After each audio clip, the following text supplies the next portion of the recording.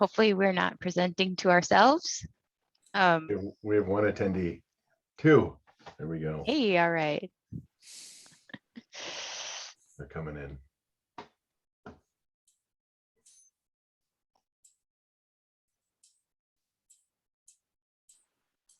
Good morning, everyone. We'll hopefully have a few more folks come in. I know everyone's just coming off the fun run.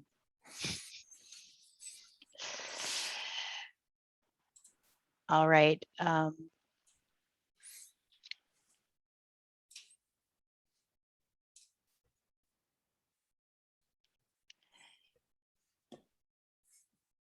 give it another like 60 seconds. Do you guys all have a beverage with you? I know I'm drinking coffee. Not out of a GIS LIS cup, though I wish it were. Really was hoping to get that 30th anniversary pint glass this year.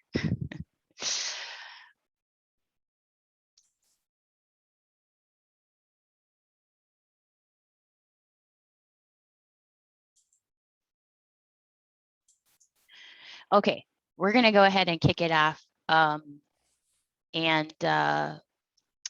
Welcome everyone to this session of the GIS LIS conference on the last day. Thank you for joining us here on our panel about forest inventory and a new method for plot-based inventory using Lidar derived information to update Minnesota's forest inventory.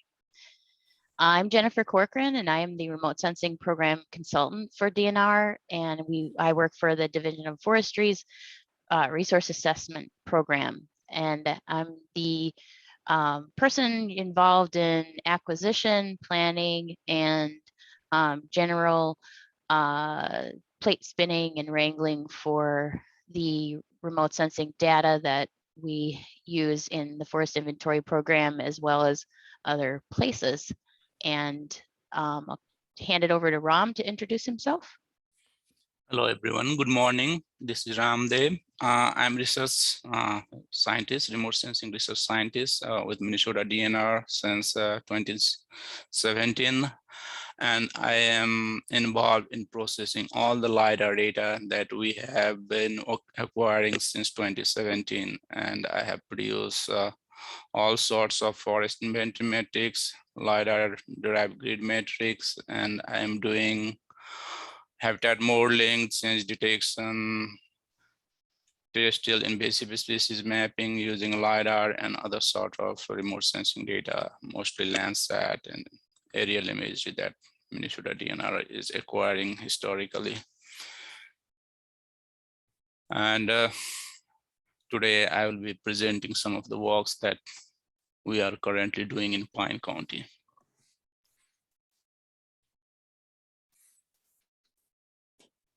Hi, I'm Scott Hillard. I'm the forest biometrician for the Minnesota DNR. I do a variety of tasks for the Division of Forestry, as well as other divisions within the broader department. Typically anything that's involving highly skilled quantitative analysis is usually the things that I'm involved in. Within the Division of Forestry, that can include everything from harvest scheduling, sampling design, to higher level statistical analyses. Hello, everyone. I'm Luke Spaete. I'm a research analyst specialist with the Minnesota DNR Resource Assessment. I spend a lot of time producing cover type maps, satellite remote sensing, and also am involved with the field collection and GPS. And I'm going to turn off my camera when I'm not talking, I think.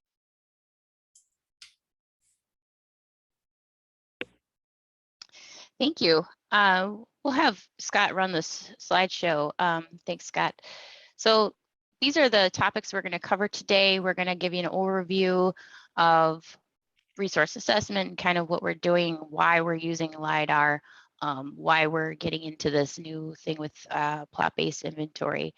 We'll go into some details about the sample design, how we collect the field data, some mapping information and modeling, and some results. We'll also wrap it up with what are the next steps, and hopefully have plenty of time for discussion and questions at the end. So we come to you as staff from the Resource Assessment Program, which is housed in the Division of Forestry at DNR.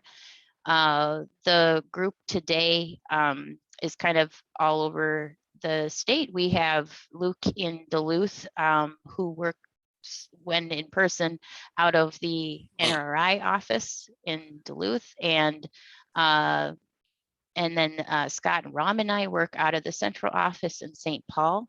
And the rest of our crew, including our supervisor, Dennis Kepler, is up in Grand Rapids, Minnesota.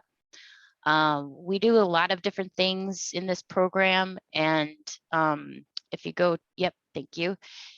And just in short, resource assessment was established in the 70s, and our primary task has always been forest inventory, whether it's the state land and state-run inventory, or the U.S. Forest Service forest inventory and analysis program and contracting. We've also been acquiring aerial photography quite a lot since the 80s. And some contracting out, and also some of our own flights. We do lots of different types of remote sensing and analysis work, and also GIS and cartographic work, and have been doing that since the 90s. And in the 2000s, we turned into a government enterprise unit, which basically means that we are contract for hire nonprofit state workers. We do all sorts of projects every year, and we're growing over time. We just list a few examples here. Beyond forest inventory, we also do other types of mapping, including our state forest maps for the DNR. Really quick, one thing that we do every fall is peak fall color imagery, and I'll mention that again later when we're looking at the some statewide maps. Go to the next slide. So what brings us here today is to talk about a couple of things, and one of those is Lidar, and we just want to make sure everybody knows what Lidar is. It is an acronym used as a word now, stands for light detection and ranging, and basically it's sending out pulsed lasers or laser pulses, and you get a return of a point as it hits a target below. The time that it took that pulse to be sent from a sensor and then signal received is calculated by this, and with the speed of light, we can figure out the positional point of that target in three-dimensional space. And this can be done quite accurately, and particularly when you have a lot of pulses. One of the things we like to emphasize with this work is that the high density or high pulse rate is super important. For forestry, we need to be able to resolve parts of the canopy that may not have been hit with a laser pulse if there weren't enough pulses in that collection. So on the left, you can see how that is depicted in comparison to the right. Deciduous trees during leaf-off conditions can be quite difficult to resolve unless you have that high point density. What is that? That is a blob of points, and we can't really quite tell what that is. And if you click to see the figure on the right, this is the same spot with low density on the left and high density on the right. This is actually a forest inventory plot. And you can see what I mean. And if we do the do-si-do on these little videos, thank you. You can see much more detail in that high density collect. Super important for the modeling work that we're doing, but also any sort of qualitative analysis that someone might want to do when looking at this point cloud and digging deeper into that site level information. So there's some terms that we'll be talking about today. I've already mentioned a few with point and pulse and returns, first returns, last returns. These are all LiDAR terminology. One of the things that we work with the most is a canopy height model. And if you see on that example, basically it's a surface model that you can, in a sense, peel back from the ground elevation model. And when you do a difference of the two, if we go to the next slide, you'll see that we get that canopy height, and it will show you the height above ground. So if we're looking at a plot here, we have a digital surface model. We can tell, what's that elevation above sea level in comparison to the ground digital elevation model. But then when we actually subtract that ground from the canopy, or from the digital surface model, we get a canopy height, which is basically height above ground, excuse me. It's very important that high density LiDAR is used in these forested conditions. Number one, we need to see the ground and get decent ground returns in order to have a good digital elevation model that we can then subtract from that digital surface model. We also do all sorts of other things with the data that Ron will talk about later. Slices and dices of the point cloud, elevation related stats, and also density related strata, breakdown of that vertical column. This information gets calculated. We call these grid statistics. And so given an area that you choose to look at, in our case, 20 meter pixel, which is the size of our forest inventory plots, we can then extract all sorts of information about the vertical space within that 20 meter grid pixel. Something like 185 or 200 different metrics we regularly produce in order to then make forest inventory models. So we are doing this work on a rotating basis following that state-wide high density LiDAR plan that is run and designed by the Geospatial Advisory Council's 3D Geomatics Committee. And yesterday there was a panel with an overview presentation. And I encourage you, if you weren't there or aren't familiar with this, to check out that recording to get more detail. It's very important that we work collaboratively on this plan. It's quite large and expensive. And the more of us that come together to indicate our interests in LiDAR and have applications and showcase our intention for the return on investment for that LiDAR, the more we are competitive for the federal grant funds that actually make those collections happen.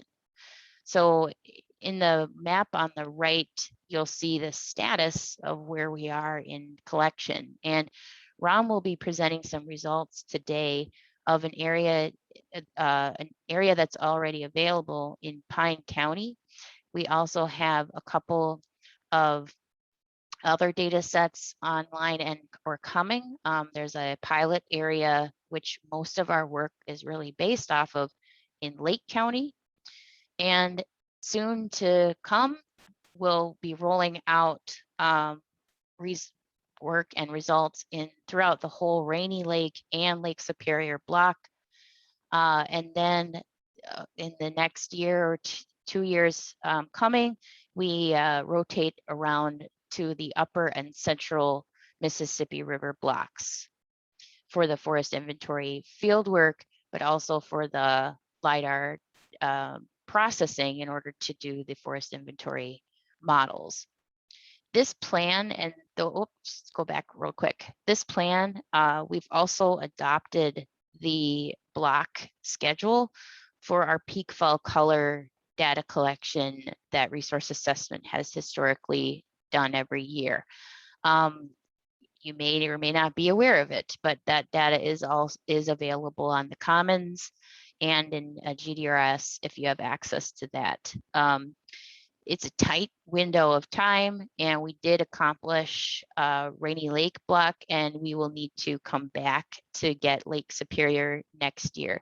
What this will do is help us differentiate cover types because we can see the senescence and the phenology of deciduous trees changing in that imagery in a way that you cannot do with summer imagery because everything is just green.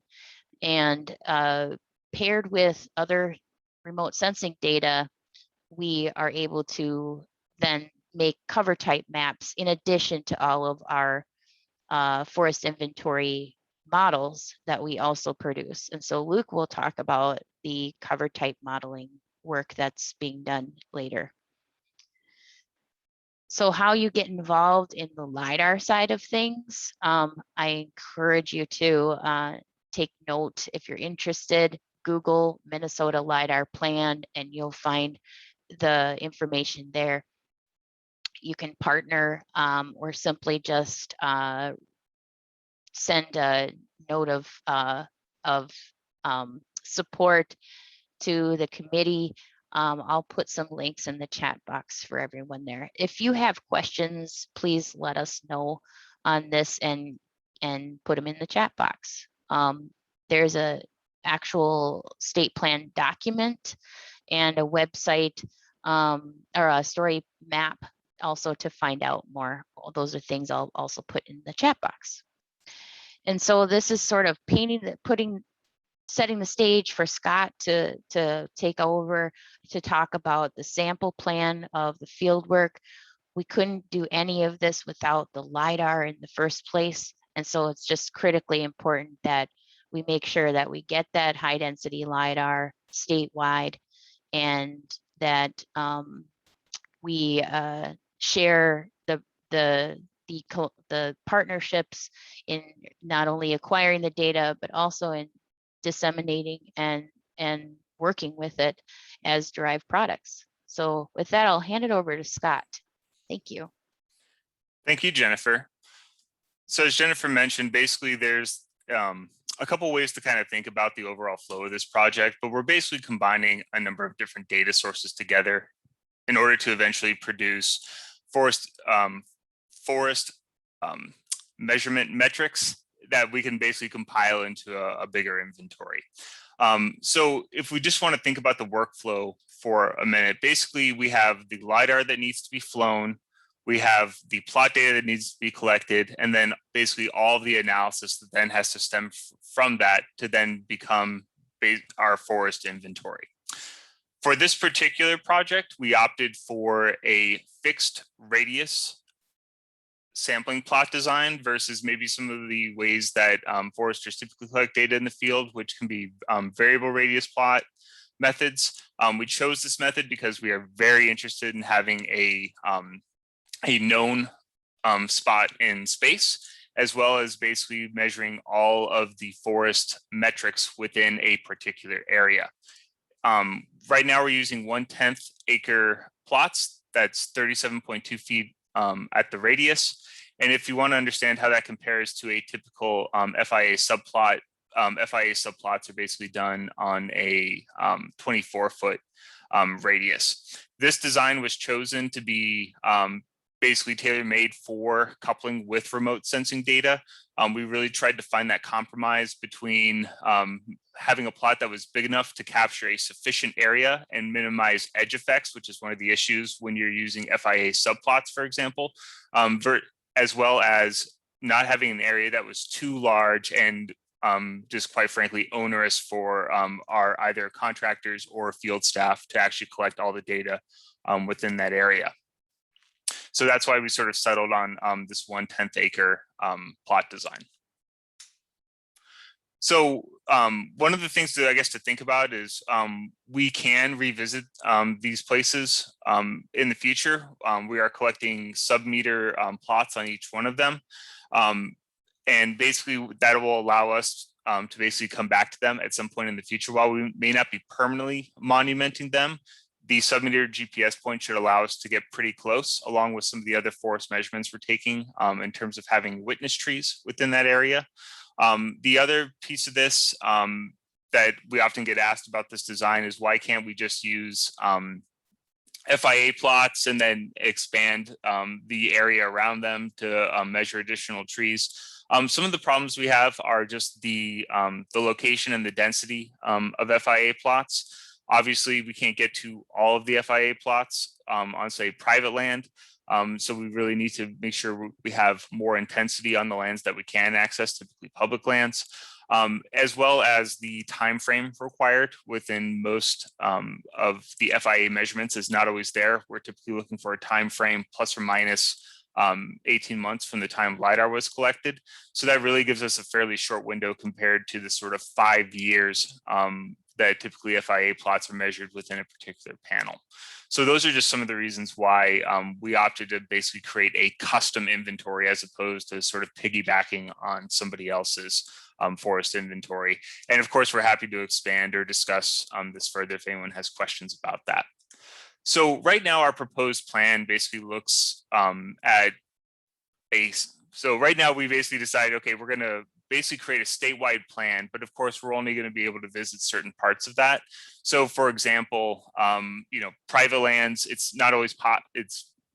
typically not possible to knock on every single door and visit those plots. However, that doesn't mean that we may not be able to do that or create programs in the future where we do more investigation about accessing private lands, certainly with the landowner's consent and maybe some partnerships there. But we're really looking at trying to basically go to all of the state, county, and federal land where we have plots. So if you look at the map, we have plots strewn all across the state, all the way from Lake of the Woods, all the way down to Houston County, and then all the way to the other side of the state. And these plots are basically where we have forested land as according to remotely sensed data like NLCD, which again is not always perfect, but at least it gives us a starting place to basically see where there is forest in the state. And certainly as we collect more LiDAR and do some of our own primary analysis, hopefully in future iterations of this project, we will probably use our own custom maps to figure out where forest is. But in this case, you can basically see that we have a lot of sampling in the north. It tapers a little bit as you head south, as the public land starts to decrease and you have a lot more private ownership. And these are some of the areas as we move further south in the state where we're hoping to basically create projects where we will partner more with private landowners to hopefully access more plots. But our current plan, and we've been quite successful in terms of coordinating with counties and federal land administrators, is accessing those county as well as federal lands through partnerships, either using county foresters or contractors to measure plots on those lands, as well as our own state lands through our own area staff, as well as contractors. Our goal is typically to have one plot per 1,500 acres. We found that to be sort of the compromise in terms of producing good model results where we're really reducing residual error within the models. And this is basically coming out to a cost of $300 to $500 per plot. And while that might be expensive on a per plot basis, when you look at what that means on a per acre basis, we're really only talking about 17 to 29 cents per acre in terms of just collecting this forest inventory information across the landscape. And you can compare that to maybe $7 to $8 an acre when you have an actual forester go out there and do a variable radius plot, multiple variable radius plots through a particular stand. So we're collecting this data using all electronic data collection. We've really moved away from pen and paper into this sense, so we can get more real-time data collection and hopefully identify errors with that data faster. So to do this, we're using Survey 123. And while foresters go out there, we're collecting a number of metrics on every single tree over 5 inches within that particular plot. That can be everything from status, the species, the quadrant that the plot that the tree is in within the plot, the diameter at breast height, DBH, the total height, the merchantable height. We even do crown class. And then for a number of trees within each quadrant, we also get distance from the plot center as well as its azimuth. Again, so hopefully we can recreate that plot in the future, as well as we collect information for site index. Basically coring every tree and trying to estimate, or coring the site index tree and trying to estimate an age for that particular plot. Again, happy to answer more questions about that during the discussion. But again, I think one point you want to emphasize is that if you want to build good models, you have to have good field data. And that's why we're really encouraging people to think of this more as you do more work on site, but less work overall. And again, that's even reflected in the amount of cost on a per acre basis when you think about it like that. We chose Survey 123 mainly because it's free. It's basically free software. We can create a customized solution in terms of data collection for that, and it can be updated on a regular basis. Some of the things we really like about it as well is it goes across multiple platforms. Our foresters in the field are using a number of different devices in order to collect that data. And so it's important to have basically that cross-platform capability. As well, we can automatically feed this into a backend SDE. So we're basically collecting that data and monitoring it in real time, which is very important for us. And basically from the start, we have good data management because we have a defined database structure. We can have attachments. So along with all of the field data people are collecting, folks are collecting pictures. So we can evaluate site conditions that way, as well as additional files such as GPS files for those sub-meter plots. So we don't have to have basically multiple places where people are having to send data to us. It can all be done through a single form. So there's a number of advantages that we basically identified and why we're using that. As well, we can collect real-time geospatial information, such as points about where that plot is in space. While we know generally where these folks are in the field, we do like to see them collect additional point features, which we can use for later reporting and things such as dashboards, which Lucas will touch on. But again, all this information is basically being fed into a central database that we're keeping track of at the Minnesota Resource Assessment, things that we can look at on a daily basis, identify issues with that data, which again is very important for data integrity, having good QA/QC. And this is all basically being done in an enterprise environment. So folks can log in through our portal to get the form and then fill out basic information about it.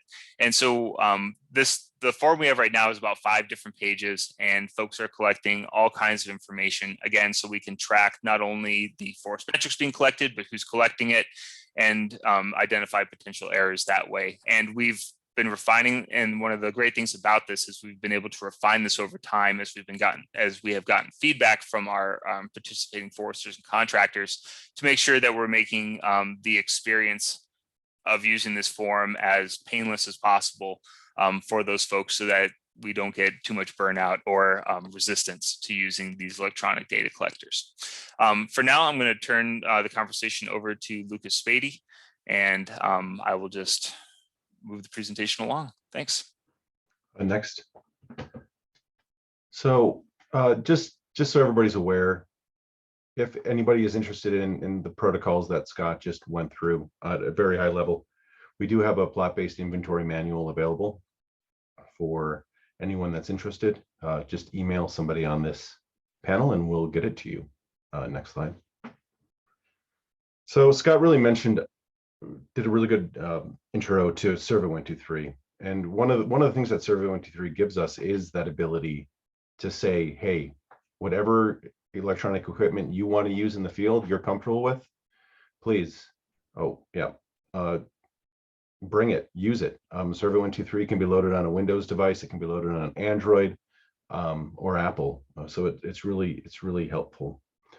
One of the things that isn't so standardized on those tablets is the GPS. And as Scott mentioned previously, GPS locations are extremely important for ensuring that quality field data be collected. Ram's going to show some examples here in a little bit about Pine County and the effect that GPS potentially has on models. And it's quite eye-opening, I guess you could say. But as far as GPSs go, sorry, back. There's a couple things that we look for in a GPS. We look for a static collection. So is your GPS collecting static points versus just point averaging? Is it outputting a RINEX file that we can post-process? Is it a dual frequency GPS versus just a single frequency GPS? There's a lot of things that are really important to collect high quality GPS data. If you're interested in collecting PBI and you have devices, again, please have a conversation with us and we'll help you come to find a solution that works for you. Sorry, next. And one of the other things that Scott mentioned was this ability to have this data living on a server. So Survey 123 automatically updates the survey records into a published feature service. And so this is living on a Minnesota DNR server. And we can take this data in real time and plug it into whatever application that we want. And that's really is a strength of this particular workflow. We can, as a user, open an ArcGIS Pro, see all the data that we're interested in, again, identify problem areas, fix them as they come up. We can also develop web applications that allow those users that aren't quite ready for ArcGIS Pro to go in and make a really quick edit if they want to, without having to look through all of the data, open up the attribute tables and whatnot.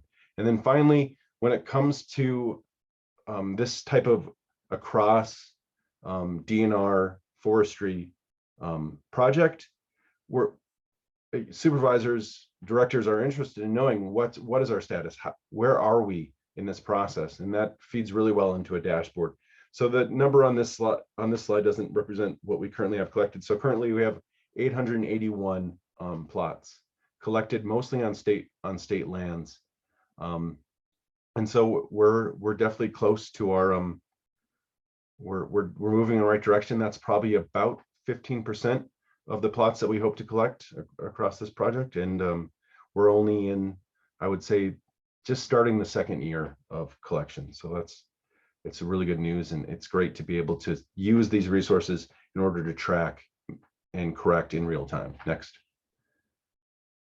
So I'm going to shift gears a little bit and talk to you about how I'm actually using this PBI data. And cover type mapping is a little bit unique in that, yes, I'm relying on PBI plots, but I also need other data. So what we're achieving here is cover type, not individual species. It would be great if we could map every individual species in a plot across all of Minnesota. However, that just isn't feasible. And so we're focusing, what was feasible was to get at cover type. And so you can see the cover types listed on your right-hand side. Oftentimes they are at a species level, but they're also, they're not in other situations, especially for the deciduous species. And so we need three things for cover type mapping.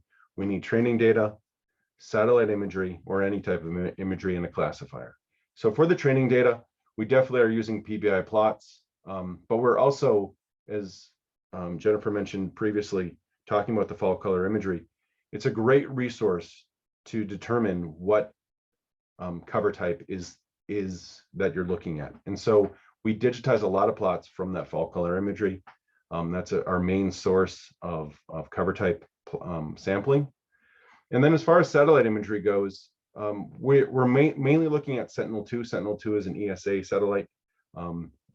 It is it has a 3 to 5 day repeat time. So we get a lot more images for the state of Minnesota that are cloud free than we did with Landsat 8, which is a traditional 14 to 16 day repeat cycle. That being said, we still use Landsat 8. It's a great resource. And recently, through our collaboration with the Superior National Forest, we've started to investigate the use of Planet Data. So Planet Data is a subscription based, but it's free to feds and federal collaborators. And so we've just started looking at how Planet Data, which is a daily satellite return, but they're putting out monthly mosaics, which we have access to, and it's a 4-band data set at 3 meters. So it holds a lot of promise for what we're doing. And then finally, a classifier. How do we take the training data and satellite data and turn it into these cover type maps? We've really enjoyed, or I've definitely enjoyed, using Google Earth Engine. It makes sorting through satellite imagery, processing satellite imagery, so much more seamless and timely.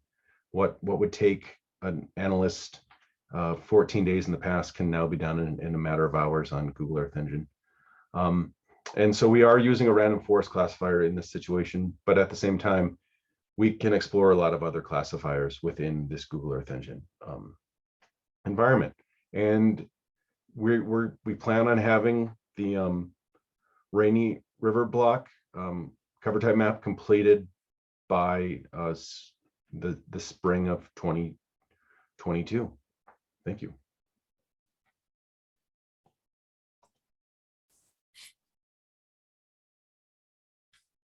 All right, so I'm mostly touching on the inventory work that we are doing in Pine County using the USGS 3D data that was collected in spring of 2019. And in Pine County, we also measured, we collected PVI data last summer, and we integrated our PVI data with the Lidar data to produce several forest inventory variables. So this Pine County Lidar data is acquired over more than 9,055 acre land for the entire Pine County, and the Lidar point density is about 5.5 points per meter square.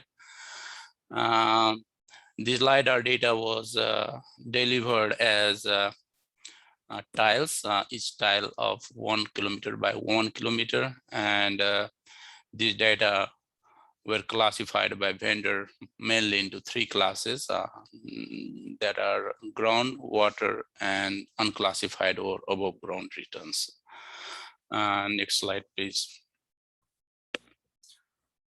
This is the layout of PVI plots in Pine County, and these plots are mostly on state-owned lands. And this summer we measured 112 plots. These plots are laid out in a rectangular grid and design. So 1 plot for every 1,500 acre of land. And these plots are circular, 1/10 acre. Means it has radius of 11.3 meter, and every tree above 5 inches were measured in these plots. And Scott already described what the tree variables were measured, and at least one site industry was measured for its plot. And we use these plot data and integrated with Lidar derived metrics to produce models. Next slide, please. Also, we have about 300 FI plots in the same area.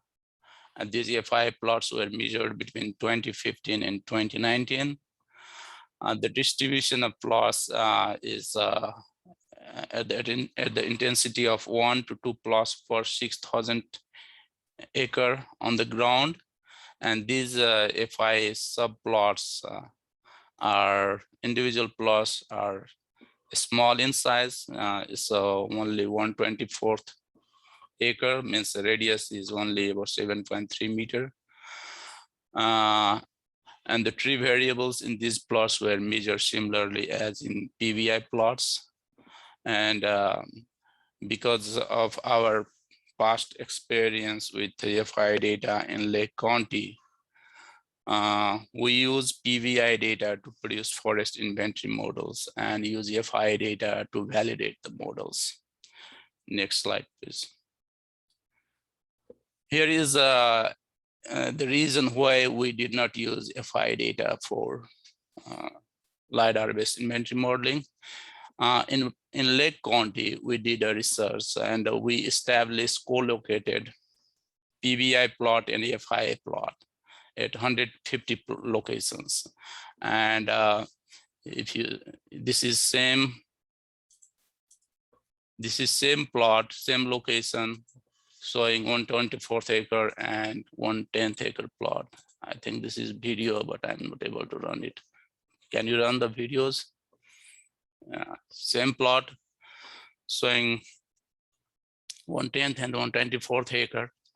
And we fitted model, and the PVI based model is giving us R square of 65%, whereas FI based model is giving R square 61%.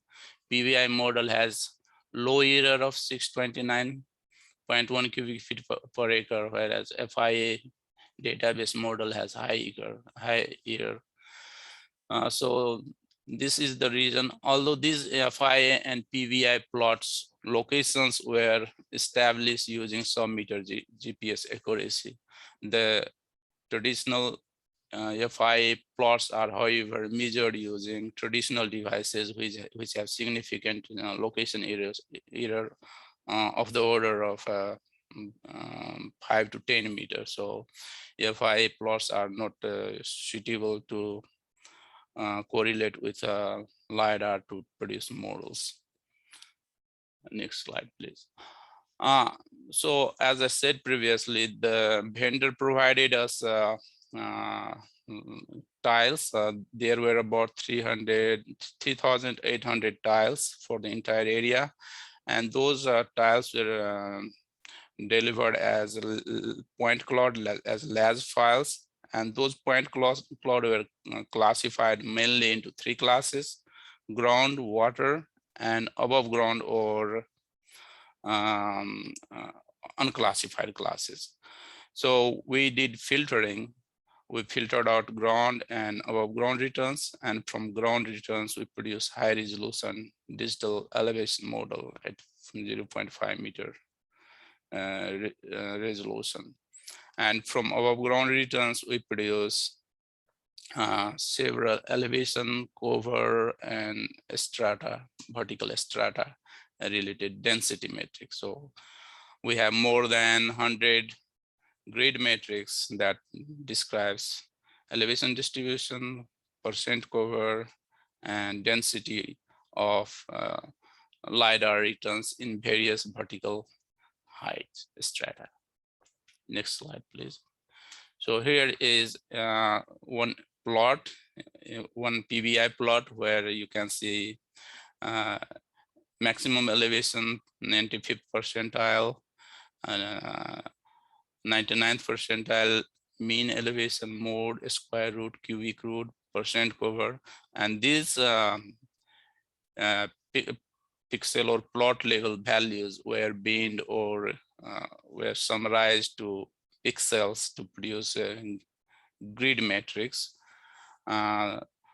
Next slide, please.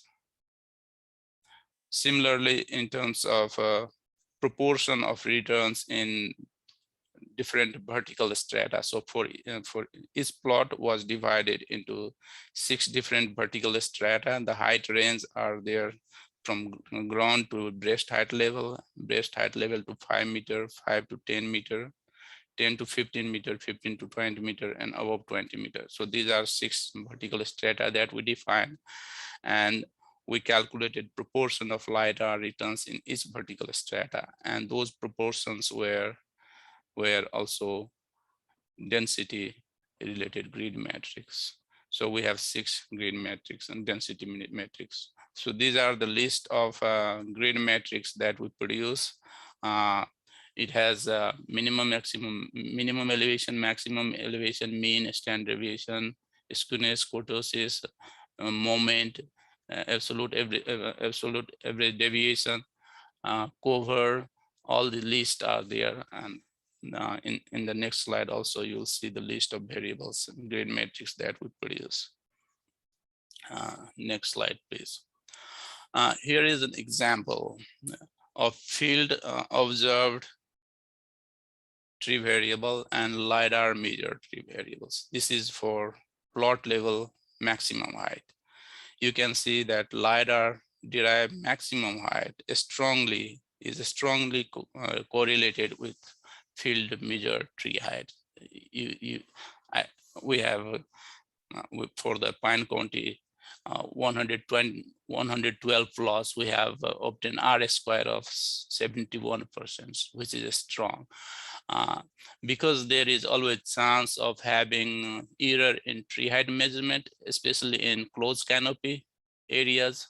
In closed canopy stands, it is not easy to accurately measure the tree height.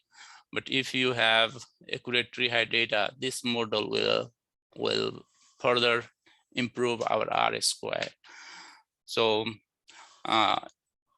Lidar is considered more accurate to measure tree height than actually measuring individual tree in the field plot because of practical issues of occlusion or error with device, something like that. Next slide, please. These are the forest inventory models that we produce. We have produced in Pine County in forest inventory models, also like for gross volume, above ground biomass, maximum height, stand basal area, quadratic mean diameter, trees per acre, strip per acre. These are the models that we have produced, and you can see that linear model and random forest model, both types of model are producing a strong fit statistics, R square in the range of 77-78% to 42%. The volume, biomass, and maximum height, stand basal area, they all have above 50% R square. However, trees per acre and quadratic mean diameter are relatively poor, but it can still be improved by incorporating other optical data, high resolution data like NAP or aerial image that we collect every year. Next slide, please. And then we validated our model predicted inventory variables and observed inventory variable in FIA plots. So this these are 42 FIA plots in the Pine County area, and that FIA plots were measured between 2017 and 2019. And we intersected FIA plots with our predicted raster, and then compare the observed versus predicted volume, standing volume in cubic feet per acre. It is giving our moderately acceptable R square. And the reason for this for only 44% is related mostly because these FIA plots are not precisely, locations are not precise. They have significant errors of the order of 5 to 10 meter. And if we can recollect the sub-meter coordinates of this FI plus, this R square will improve significantly.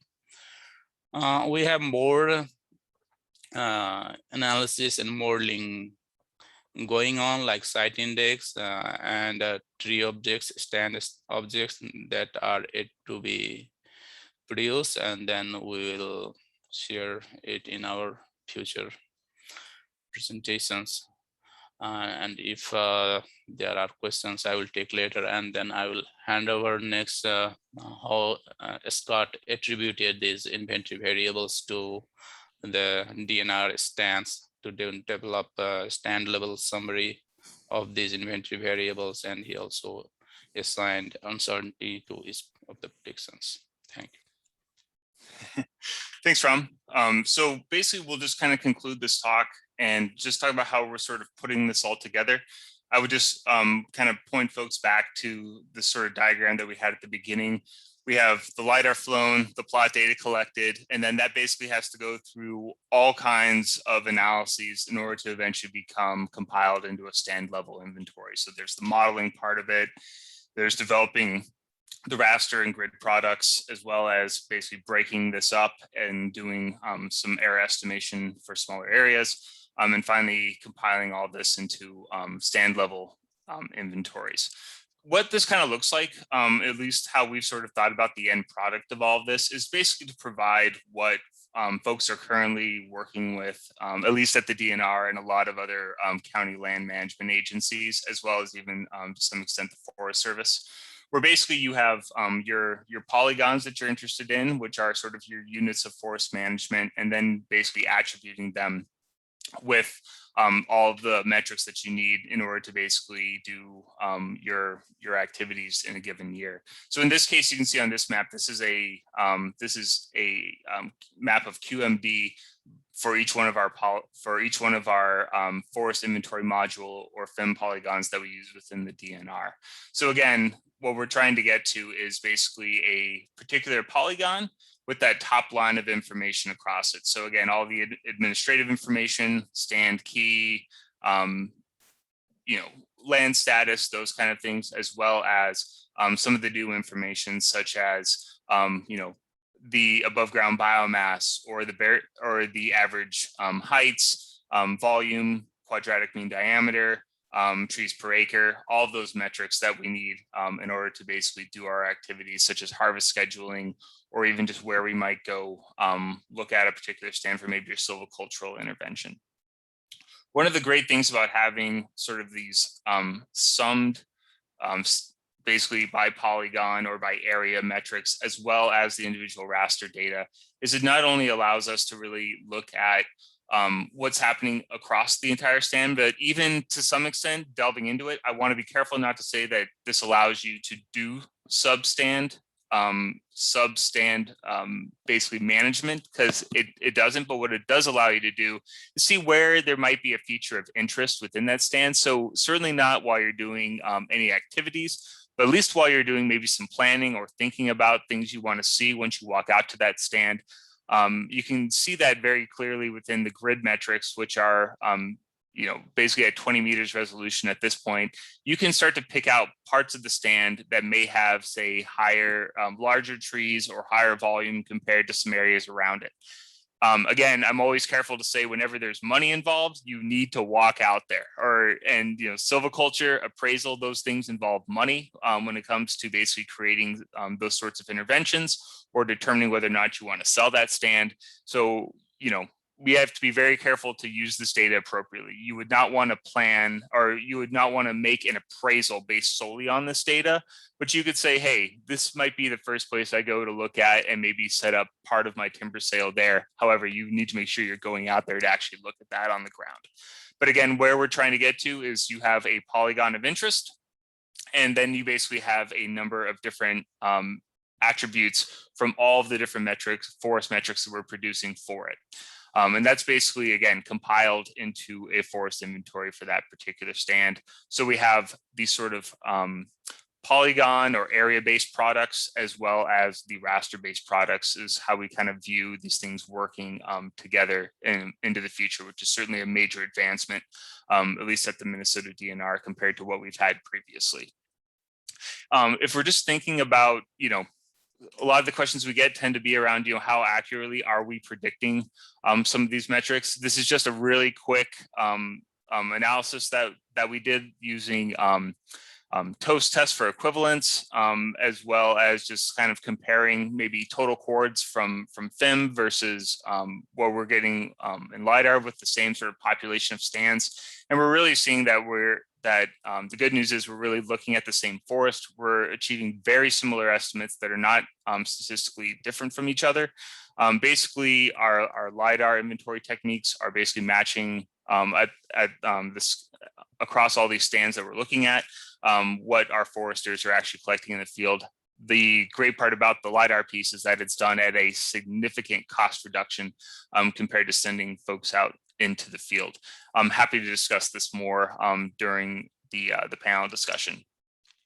I would just reiterate from maybe some of my previous comments about the return on investment that you can typically get from these products. This is by no means exhaustive, but some of the things that we really sort of hone in on and are important to our stakeholders as well as our agency going forward is that we're really looking to reduce, maybe not exactly by just 40 cents, but a clear reduction from the $8 an acre that it typically costs a forester to walk out there into the field and basically swing a prism through that stand and collect a bunch of different variable radius points. Again, it may not be as cheap as it says here, certainly as we move to different parts of the state and operationalizing this, there's certain realities that we're facing as we sort of expand this out. But we do see a significant cost reduction from the $8 an acre that we're basically spending now to inventory our lands, and we're doing it in 3 to 5 years as opposed to decades. So again, we're saving money, we're saving time. I don't know, what else in a business you want when you're trying to come up with an innovation. Some of the other things that we really like about this new type of inventory is it's allowing us to produce covariates in order to parameterize some of the latest growth and yield models coming from the University of Minnesota. So whether that's the Great Lakes Growth and Yield projection system or some of the other models that I've seen being developed by folks in John Zobel's lab. All these basically being able to deploy some of these new equation types and all that is really dependent on the data you have available. And we'll be able to parameterize a lot of these using the data that we're producing as part of this effort. So that's a big step forward for us, which is great. This data really feeds into a lot of the processes and even some of the more controversial processes that or at least work that we've done within the DNR in the last 5 years, such as the sustainable timber harvest analysis. One of the big critiques of that was the vintage of data. And I think this is one of those things where we're updating most of our forests now within the next 5 years, which is pretty powerful. And so that certainly helps any of the projections we make going forward. One of the other great things about it is it allows for more collaboration between county, state, and federal partners, as well as maybe even private and tribal lands who want to participate, because we're producing these metrics and these inventory metrics wall to wall. You can basically have a lot more efficiency if we all sort of pool our resources together in order to do forest planning, because now we could potentially have an inventory that looks very similar across all of these different ownerships. And then I guess, one thing I would also make sure to add is LiDAR isn't just good for forestry, it's good for all kinds of other uses. So infrastructure, roads, all the things that kind of make up a lot of the infrastructure that's really expensive to maintain and monitor. We're collecting that information as well. So it's one of those things where you're getting your forestry pieces covered, but also a lot of the other things that you need to look at within maybe your lands department or on a piece of ground that you're trying to manage. If we're thinking about next steps, we basically want to continue our engagement with other landowners. Again, as you sort of saw in those maps, as we move from north to south, we're going to be running into a lot more private forest land. So it's really important that we sort of continue to find ways to fund collaboration and get more folks involved with collecting that PBI data. Again, the LiDAR is already being collected, but we can't produce reliable forest inventory without having some data on those lands. At least we don't want, we kind of view that as, part of doing good due diligence in terms of producing metrics is having at least some data from every land where we're producing things at the polygon scale. So we have a lot of partnerships already with county and city municipal forest land, as well as federal forest land, where we're out there sending contractors doing sampling. So that's really positive, and we're hoping to expand that to other organizations into the future.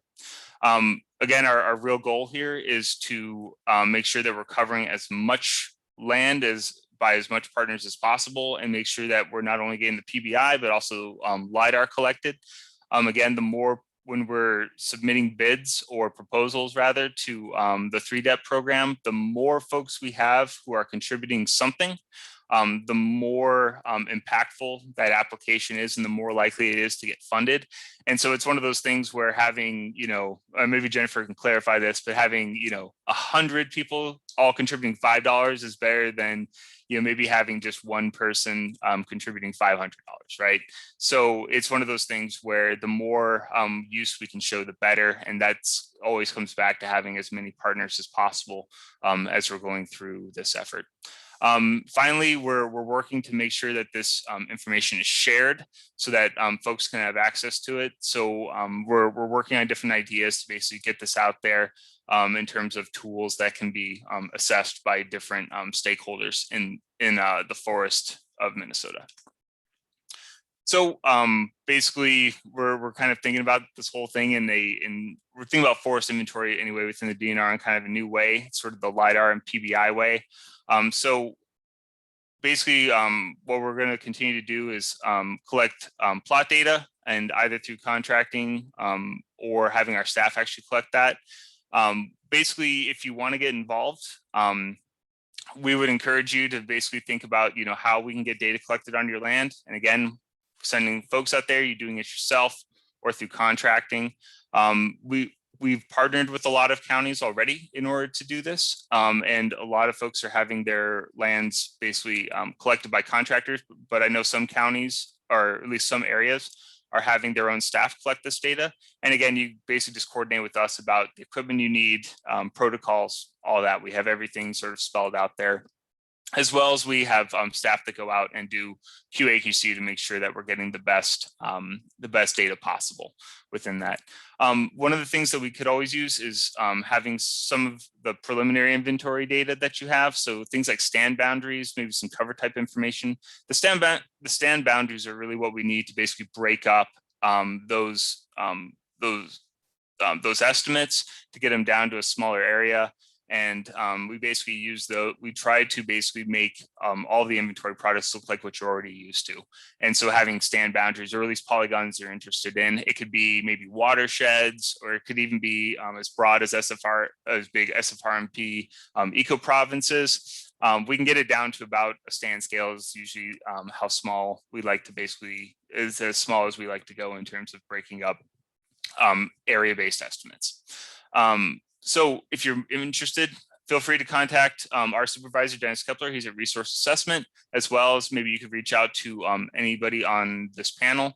And if you want us to come and do presentations anywhere, we're happy to do that as well. We always like talking about some of the stuff that we're trying to do here with kind of, broadening forest inventory and just making it better across the whole state. So with that, I'll stop talking and turn it over to Jennifer Corcoran if she has anything else to say. And thank you all very much for attending, and looking forward to the discussion.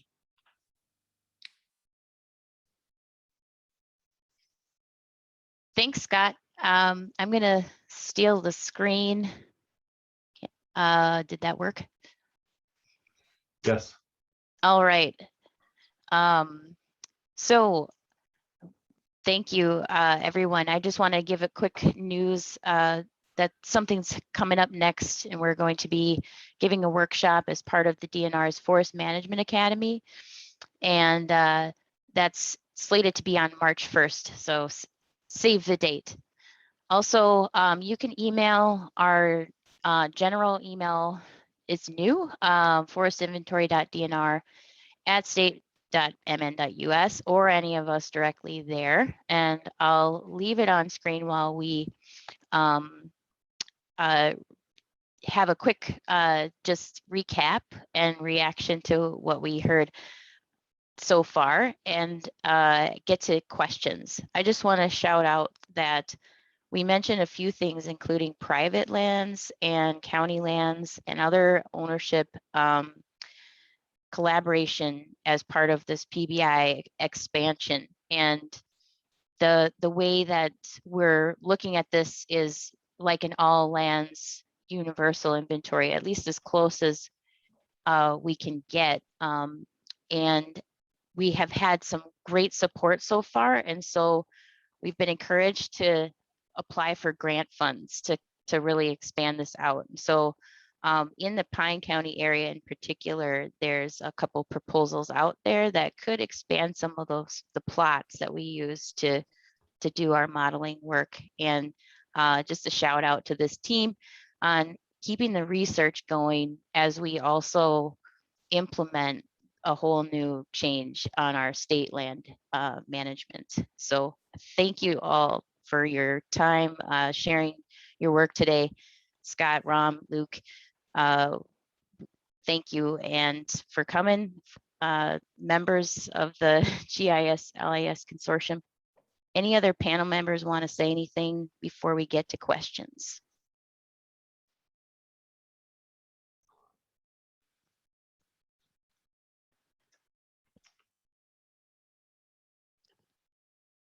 All right.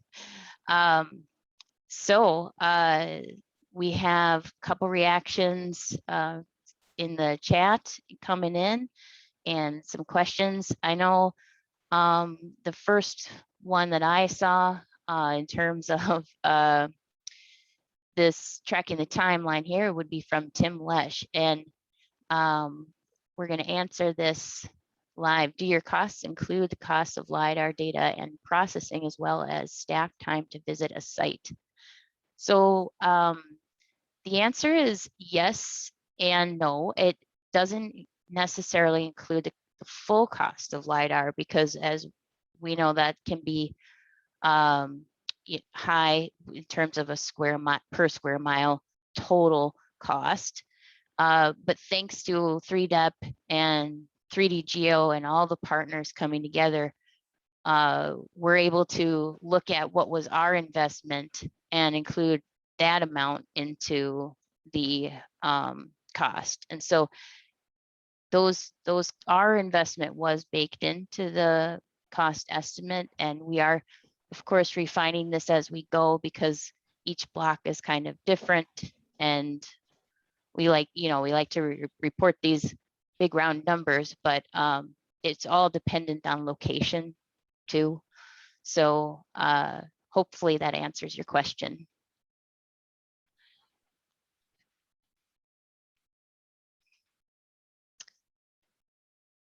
Any panelists want to add to that, and the cost of equipment and such? I think one more quick thing to say is that we're finding that these costs are really hard to pin down because of the contract rate, and turns out some areas are really undesirable to go to. So it's been a little bit touch and go in a couple regions, i.e. Coochin County, but the refinement is coming. So we've got a couple comments too in the chat. Sean, thanks for joining us today. And yeah, and thank you for your thanks. You guys hearing from Scott talk about return on investment and all of that. We've been entertaining the idea of a subcommittee with 3D Geo that looks at return on investment. We really need to get people jazzed about economics and start tracking these things wholesale. It's gonna take a village. Okay, David has a question. So thinking about applications of the end product, could carbon mapping and carbon flux estimates be produced by merging the PBI LiDAR inventory with additional remotely sensed data? Change over time is a tantalizing concept. Oh, yes, definitely. We are exploring this now. Having multi-temporal data is in 3D is key. Plus these PBI plots, the grid network, and having that fully represent the forest, and maintaining this data over time is going to become key for those sorts of products, for sure. Any comments from Ram or Scott on that note? Yeah, because for carbon flux calculation, we need time 1, time 2 data, and we have time 1 data from a statewide Lidar. We are going to have time 2 Lidar, means new high density Lidar. And we have FI data, but one issue with the FI data is obviously inaccuracy of plot location, small plot size, but there is a possibility of revisiting the FI plot to get sub-meter accuracy coordinates. So I have heard some thoughts from FI folks that they are going to revisit the plots to get sub-meter accuracy coordinates. So that will be another set. And as the new LiDAR and other optical imagery are coming, our possibility of calculating carbon flux is getting high.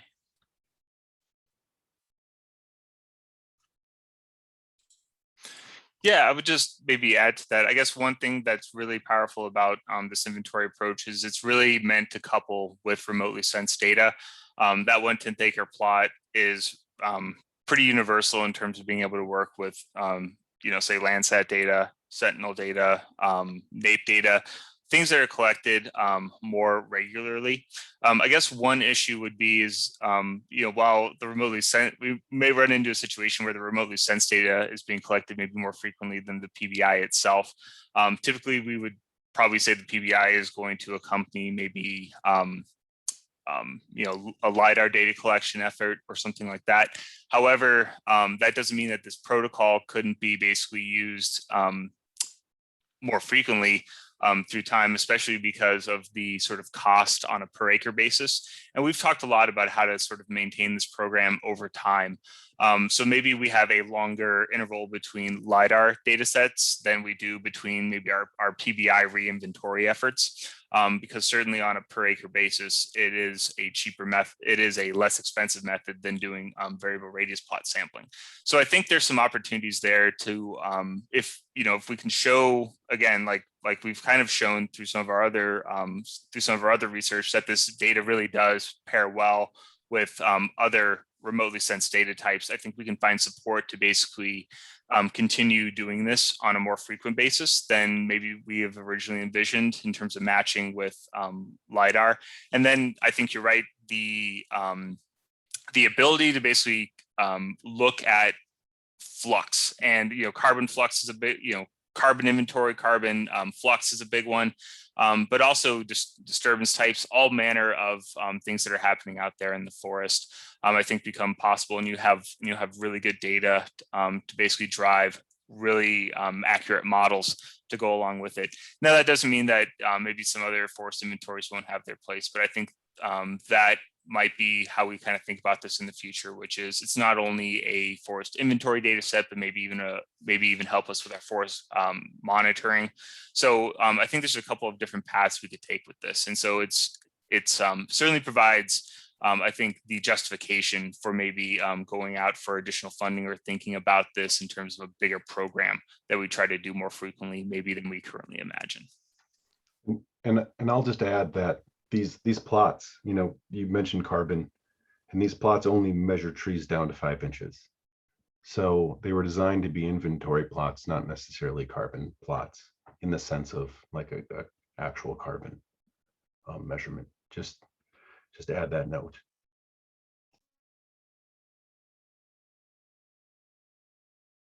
Yeah, thank you.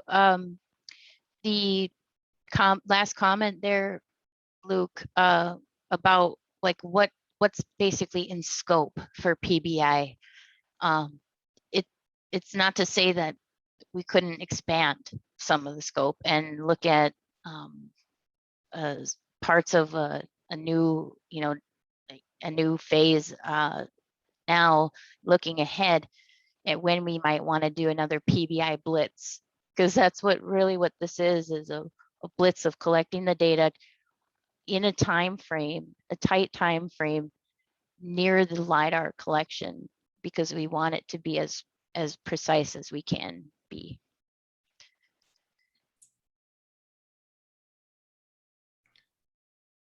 Hi, this is David Wilson. I just wanted to chime in and say, no, I really appreciate the discussion about the LiDAR mapping, the plot-based inventory, and what some of the applications and outcomes could be. I asked the question about carbon, knowing that that's sort of an in the future thing. The question about flux over time, whether it's above ground biomass and how that relates to carbon would be great to answer across all ownerships if we can get that. But just the ability to map these things from wall to wall within the limitations of the sampling and the modeling is a great advance, I think. I know I've been doing a little bit of work with Ram and with Jennifer, looking at applications within the guideline monitoring program, specifically to areas of forest canopy change, whether that's harvest or fire or flood or other things. But there is a really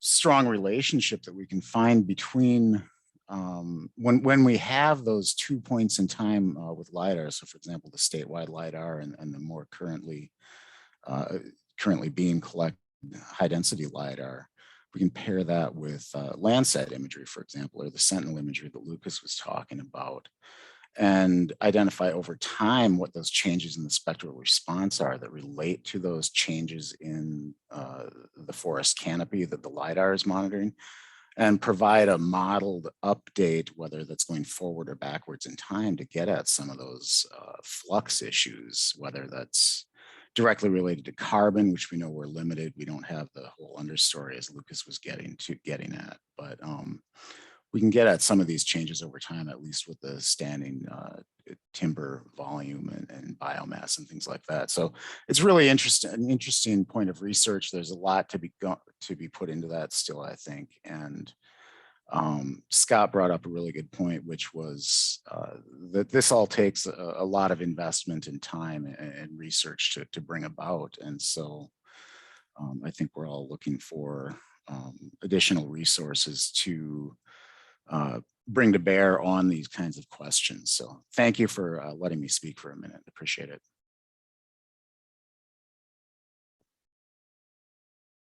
Thanks, David.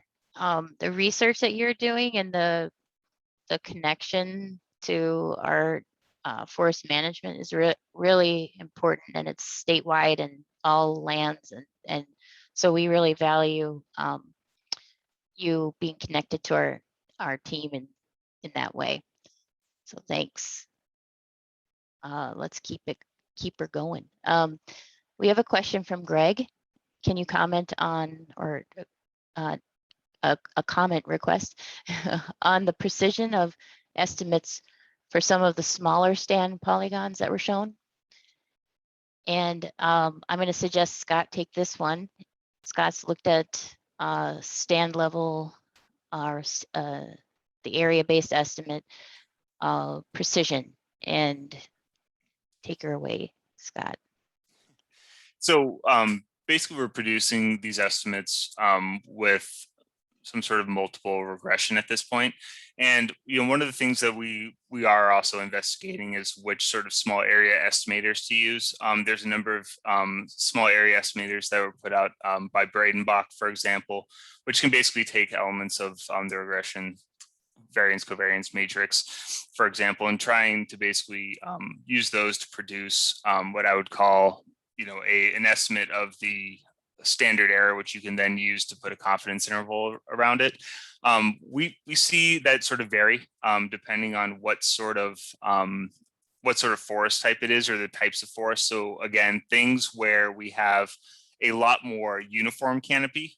We tend to see from those estimators anyway, we tend to see tighter confidence intervals around the estimate versus things where we have maybe low density and high density together. So a good example of that might be a black spruce bog where you have a lot of low brush and then maybe a couple of big trees. So there's a lot of, you can say, variance within that particular stand.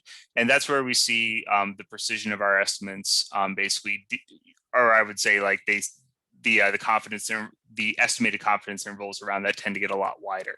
So again, our models seem to do really well where the forest is more uniform or the metrics are high versus things where there's just a lot of variance.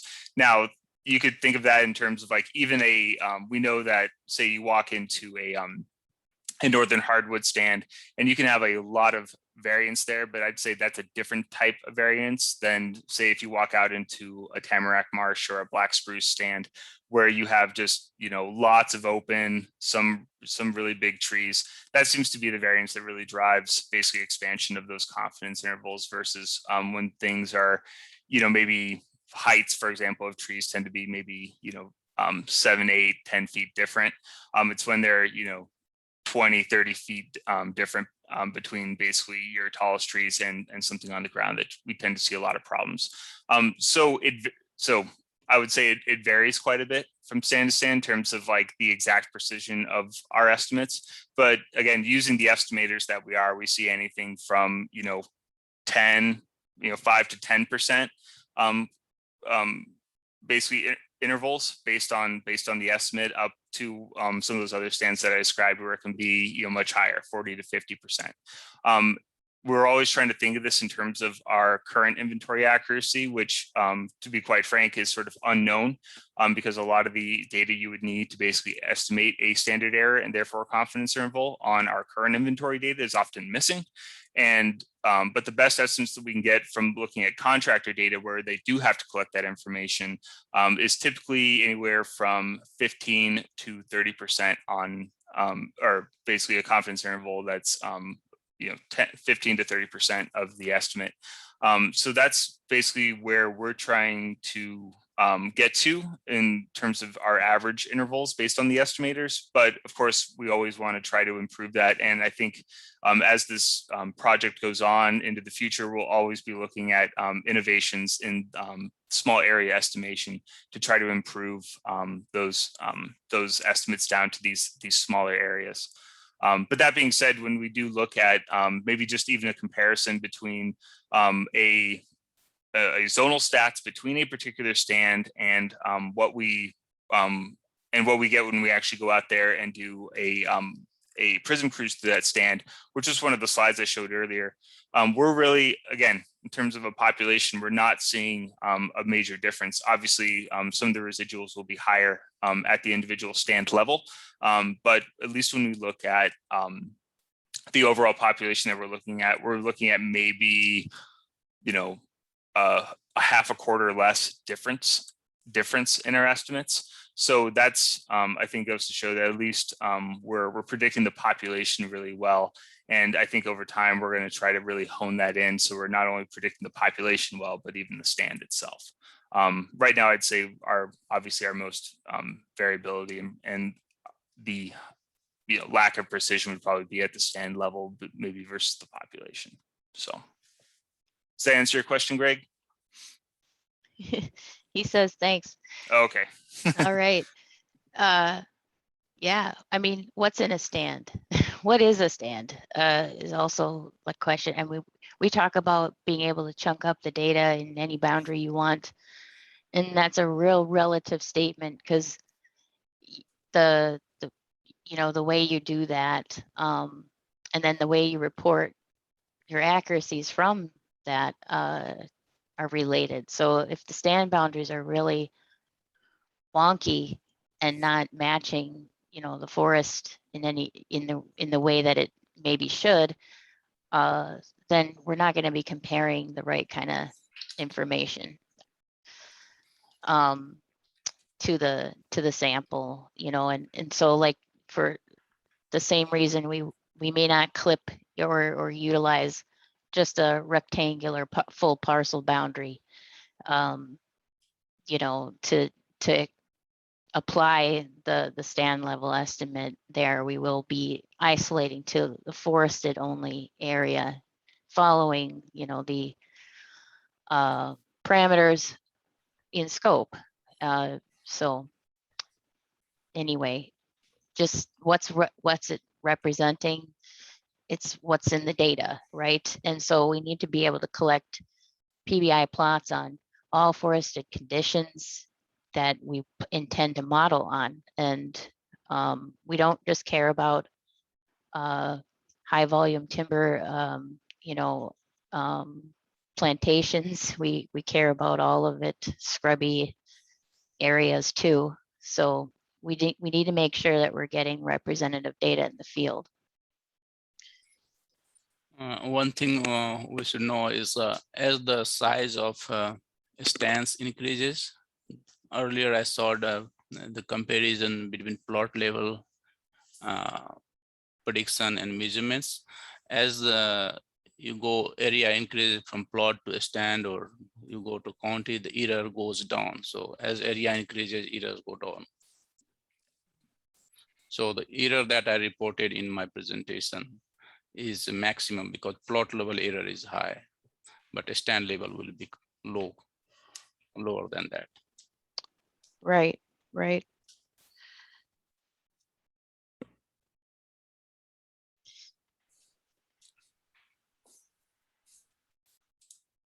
Any other folks out there curious about data collection, field data collection apps, or that we're getting involved on data collection? We really recommend that that folks use this protocol that we've developed. It's easy to use. If there's not already something in use at the local level, this is an easy to use collection app.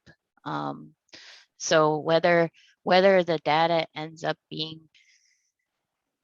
you know, in the model in this way that it makes a big splash or not, it's a really easy to use collection platform. And I think it's a solution for folks who intend to sample their lands, and whether or not, you know, they're on the grid, whether or not it's included in this comparison or that. We look forward to expanding this on all lands, and are pretty convinced that it's the way to go. So hence the PBI Blitz.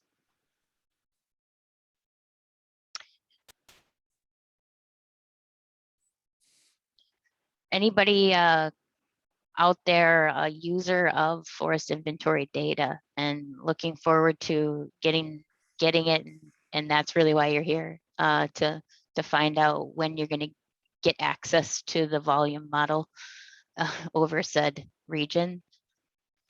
Feel free to chime in if you'd like to speak up or ask any questions.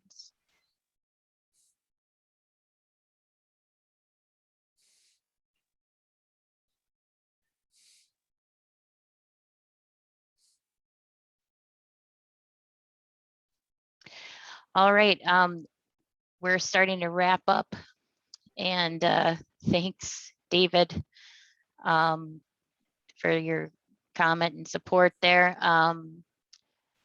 And thank you all for attending our panel session.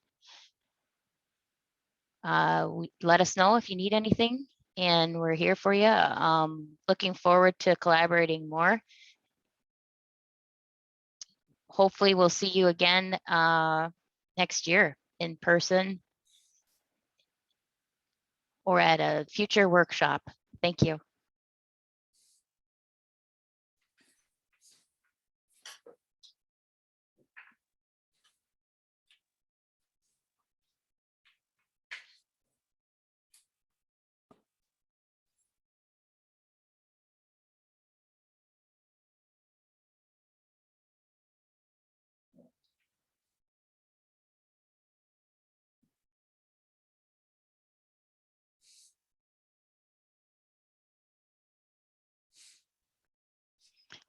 We still have panelists here? Couple? Okay, yeah, we're all here.